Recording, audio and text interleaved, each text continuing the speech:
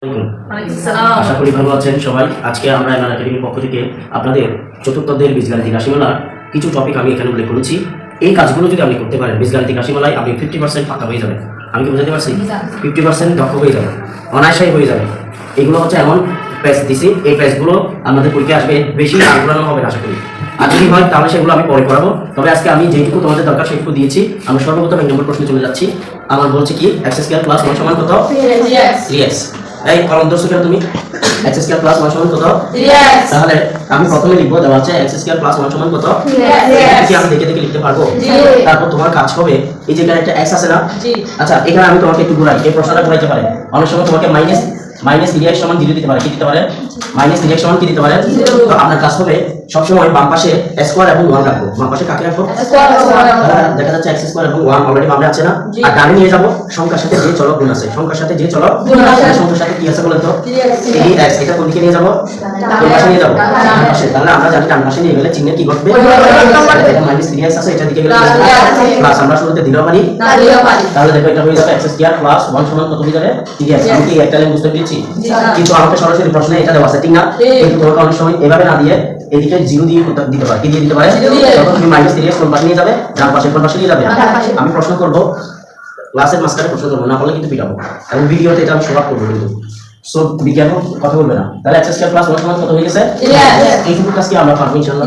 এখন পরের কাজটা হচ্ছে, এখানে যে চলকটা থাকবে সেটা আমরা ভাগে নিয়ে আসবো। কোথায় নিয়ে আসবো? তুমি একটা দেখো 30 সাথে x গুণ আকারে আছে না? তো আমি এই চলকটাকে আমি কি করব? ভাগে নিয়ে আসবো। কোথায় নিয়ে আসবো?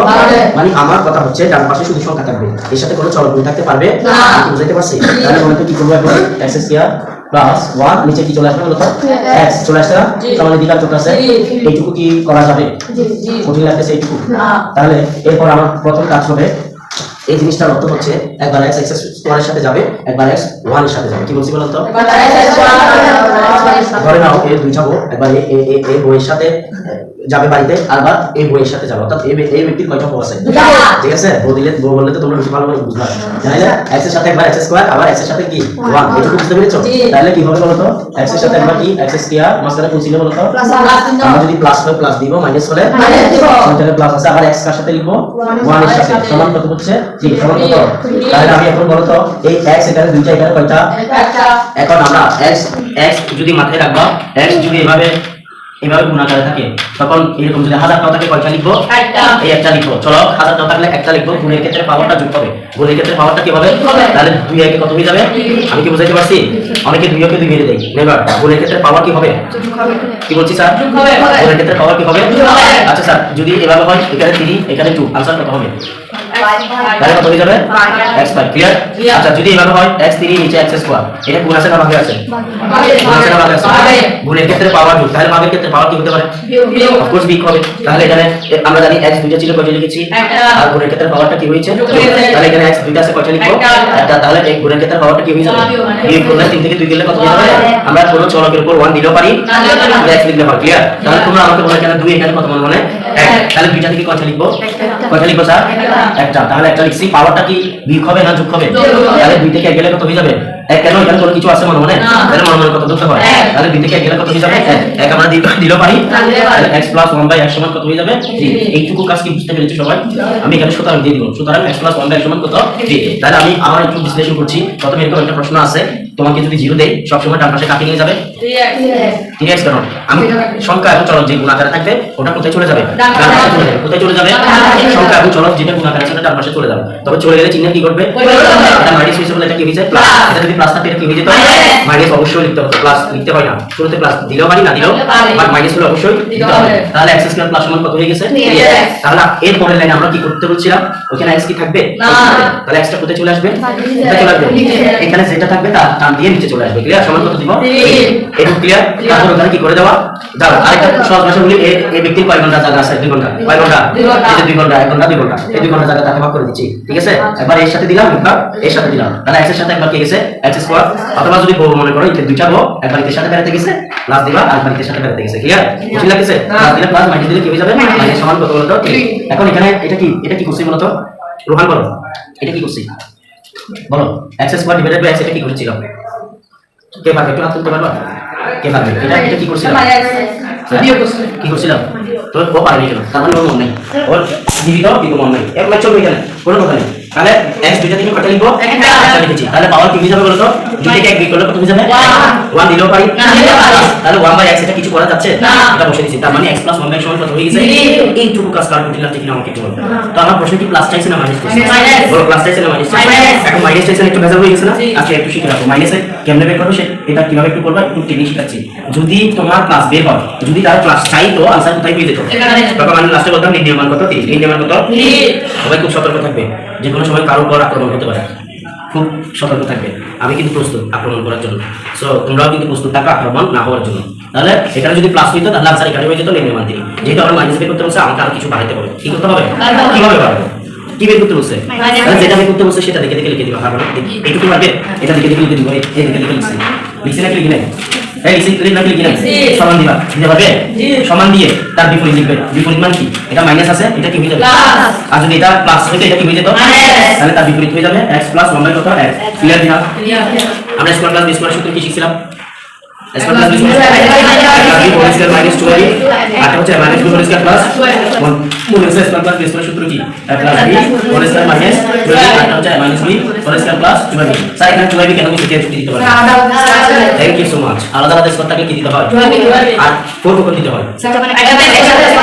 একেবারে স্কয়ার থাকবে না, একেবারে অথবা একটা স্কয়ার থাকবে, অথবা কি স্যার 4 কখন হয়? একটা স্কয়ার থাকলে অথবা কি না থাকলে? এখানে স্কয়ার আছে না, স্কয়ার আছে। যদি এখানে স্কয়ার এখানে স্কয়ার, তাহলে কি যদি আমরা 4 দিতাম? হ্যাঁ, এখানে স্কয়ার এখানে স্কয়ার, যদি আমরা 4 দিতাম শিওর। আলাদা আলাদা স্কয়ার হলে কি দিতে হয়? 2 দিতে হয়। আর যদি একেবারে স্কয়ার না থাকে কি দিতে হয়? আচ্ছা একেবারে নাই 4 দিব। যদি একটা থাকতো তাও কি দিতাম? তাহলে 4 দেওয়ার জন্য কয়টা শর্ত? দুইটা শর্ত। একটা হচ্ছে কি একটা স্কয়ার দিতে হবে, নতুবা একেবারে স্কয়ার থাকবে না, নতুবা কি একেবারে। তাহলে একটু কনসেপ্ট সবাই বুঝছো? তাহলে আমি এখানে 4 দিব না, মাত্র 2 দিব। কনফিউজড করেছে? দাঁড়াও, তাহলে আমি কি বলছি? যদি আলাদা আলাদা স্কয়ার থাকতো তাহলে আমি কি দিতাম? এই জায়গায় কি দিতাম? বসো। আর যদি একেবারে স্কয়ার না থাকে তাহলে কি দিব? একটা স্কয়ার থাকলে কি দিতে হবে? আর স্যার কখন 4 দিব? একটা স্কয়ার না থাকলে কত থাকে? একেবারে স্কয়ার না থাকলে অথবা একটা স্কয়ার থাকলে কি দিতে হয়? কখন 2 দিতে হয়? তুমি জানো আমি রিপিট করব, তোমার মনে আছে কেন? দেখো ভাই, বলো না, দেখো। আর এটা আসলে কি হয়ে যাবে? তাহলে এখানে 4ab কি হয়ে যাবে? আমরা কি সমস্যা বুঝতে পারছি? কারণ বুঝতে কষ্ট হয়েছে এটা। এবার একটা জিনিস বুঝতে হবে স্যার, যদি এখানে একটা স্কয়ার থাকে রুট দিতে হবে না, যদি স্কয়ার না থাকে একেবারে, তাহলে একটা কি দিতে হবে?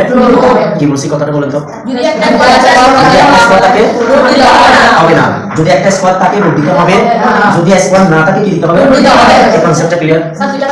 স্যার দুইটা থাকলে তো আরেকটা 4 হবে না 2 হবে? এটা তো প্রশ্নই আসে না, বুঝতে পারছো? তাহলে স্যার কি বলছি, স্কয়ার থাকলে একটা কি দিতে হবে? কি দিতে হবে? স্কয়ার থাকলে রুট দিতে হবে? হবে না। আর যদি না থাকে একটা স্কয়ার নাই একেবারে নাই, এই কারণে মাসবি এখানে কি দিতে হবে? রুট দিতে হবে। এটা আমি রুট দিলাম। এবার একটা ইন্টারেস্টিং বিষয়, রুট থাকুক বা না থাকুক এই জায়গায় 100% একটা স্কয়ার দিতেই হবে। কি বলছি বলেন তো? এই জায়গায় রুট থাকতেও পারে না থাকতে পারে, কিন্তু এই জায়গায় 100% কি দিতে হবে? তাহলে এই জায়গায় স্কয়ার দিতে হবে।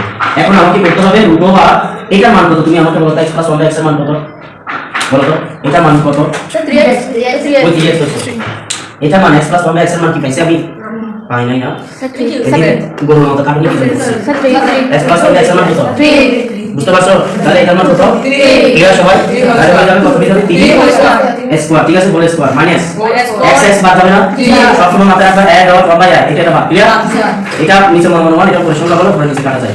s ডট 1/s তার মানে এটা কি বাদ, p ডট 1/p তার মানে এটা, তাহলে এটা কাটা যাবে কিনা? আর কি থাকবে স্যার? এইটুকু ক্লিয়ার সবার? কারণ বুঝতে কষ্ট হইছে? আচ্ছা আমি যদি এখানে একটা স্কয়ার দিতাম, এখানে রুট দিতে হতো না? হতো না। যদি স্কয়ার না থাকে কি দিতে হবে? রুট দিতে হবে।